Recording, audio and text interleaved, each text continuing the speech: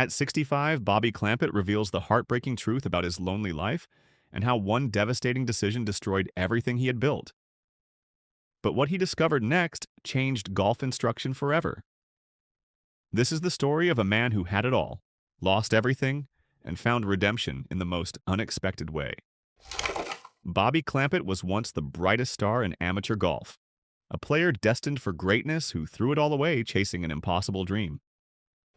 Yet his fall from grace became the foundation for something far more meaningful than any trophy could ever be. Born in San Jose, California in 1960, Bobby Clampett was a golf prodigy who dominated the amateur game like few before him. At Brigham Young University, he accomplished something that still stands as one of golf's most untouchable records.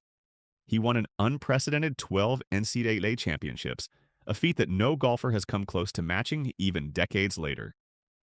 His collegiate dominance was complemented by recognition as a three-time first-team All-American and two-time Collegiate Golfer of the Year. Before turning professional, Clampett was widely regarded as the world's premier amateur player, collecting prestigious victories at tournaments like the California State Amateur, Western Amateur, and Porter Cup.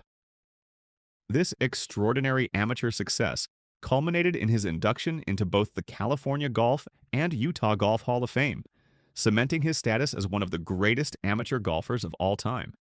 Everything pointed toward a professional career filled with major championships and lasting glory. When Clampett turned professional in 1980, his early results seemed to confirm all the predictions about his future greatness. In his first full season on the PGA Tour in 1981, he finished 14th on the official money list, a career best ranking that suggested he was ready to compete with golf's elite. That same year, he won the ABC Championship on the Japan Golf Tour, capturing his first professional victory. His inaugural PGA Tour win came in 1982 at the Southern Open, where he defeated three-time major champion Hale Irwin by 2 shots. This victory felt like the beginning of something special, proof that his amateur success could translate to professional excellence. The highlight of his early professional career came at the 1982 Open Championship at Royal Troon. Heading into the third round, Clampett held a commanding 5-shot lead at one of golf's most prestigious tournaments. He was on the verge of capturing his first major championship. But golf has a way of humbling even the most talented players. Despite his substantial lead, Clampett struggled through the final 2 rounds, eventually finishing tied for 10th. While still a respectable result, it represented a missed opportunity that would haunt him far more than anyone realized at the time. If you're enjoying this story of triumph, tragedy, and ultimate redemption, make sure to hit that subscribe button and let me know in the comments what you think about Bobby's decision to completely change his swing after such early success. Now let's dive into how everything went wrong. Financially, Clampett's first 2 seasons were undeniably successful, with his PGA Tour earnings exceeding $351,000 combined. But beneath this early prosperity lay an enormous and unspoken weight of expectation.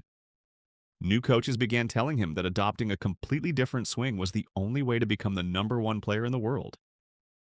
In 1983, midway through the PGA Tour season, Bobby Clampett made the decision that would define and ultimately derail the rest of his playing career.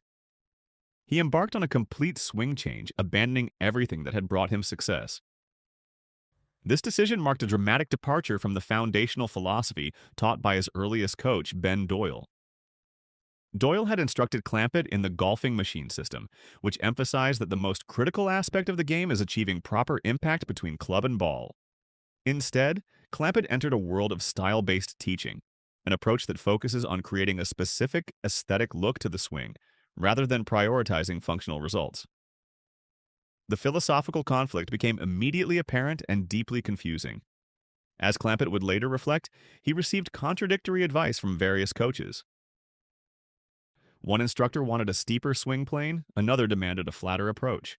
One coach insisted on a cupped wrist position, while another advocated for a completely flat wrist.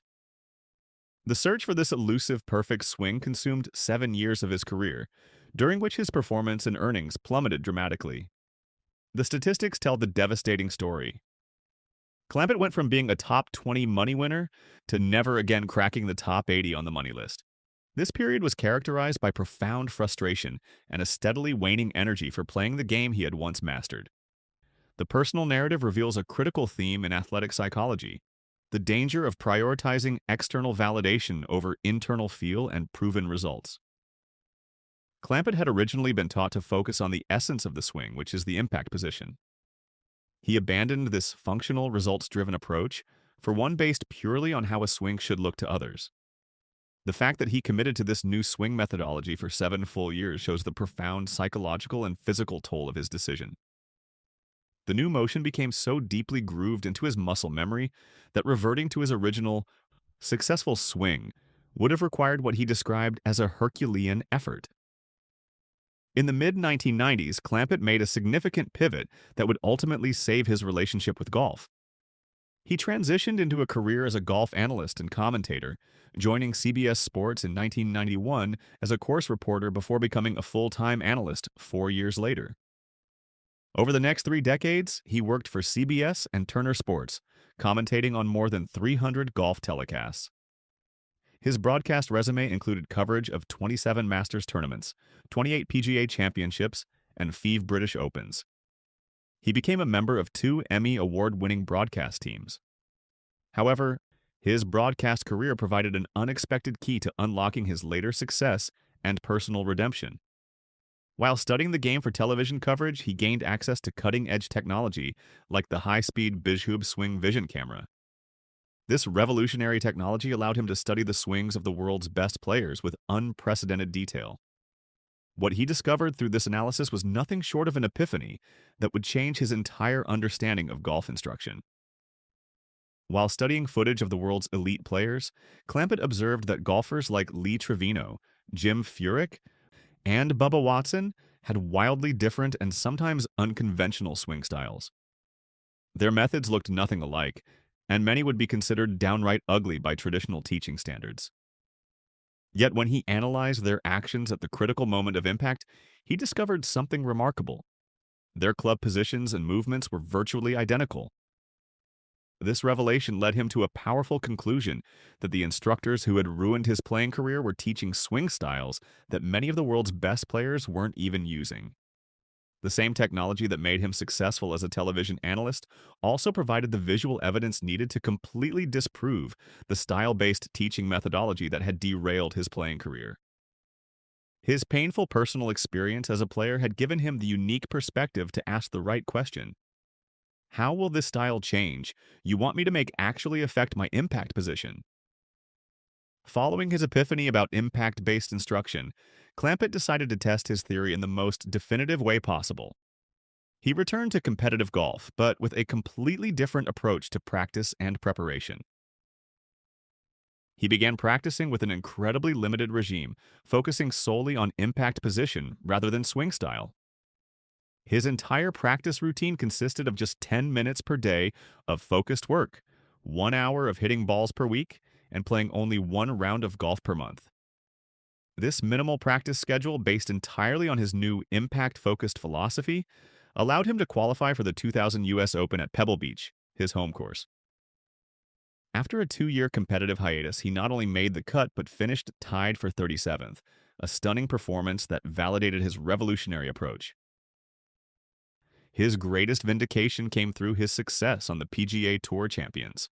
Joining the senior circuit in 2010, Clampett achieved something remarkable over 87 events. He earned more money than he had accumulated during 400 events on the regular PGA Tour.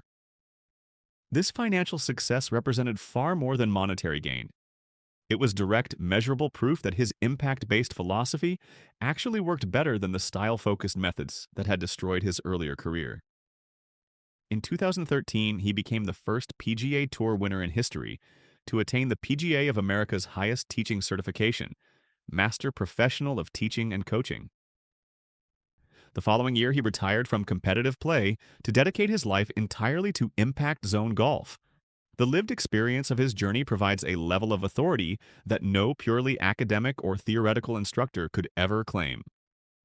His success on the Champions Tour directly validates his teaching philosophy.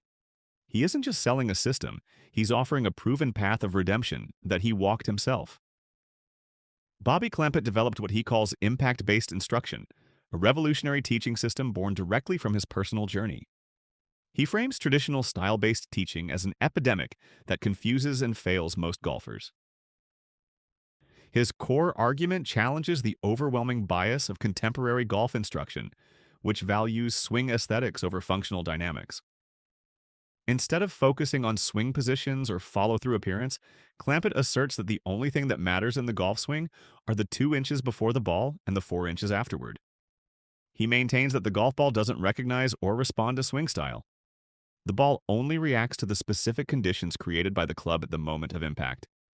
His system teaches 5 essential dynamics needed to produce and reproduce solid impact: achieving a forward swing bottom, maintaining a flat left wrist, creating club head lag, following a straight plane line, and properly harnessing ground force reaction.